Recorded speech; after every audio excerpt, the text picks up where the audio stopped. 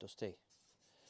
Right, I'm just going to show you how to cut a piece of cornies, or pelmet, it's the same stuff, with a chop saw. My Mitre packed in on me, which is absolutely devastating, and Lee's got his DeWalt one, so I've had to use this one.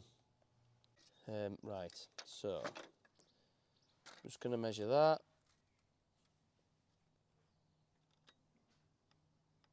Oh yeah.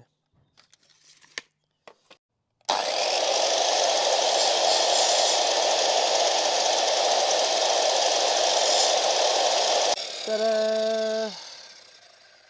Engineered to perfection. Well, there's no chips on it, that's the main thing. And that will just sit, obviously, once this has come off. Oh, would you believe it? I've cut it right as well, so that'll just sit flush like that. You know what I'm saying?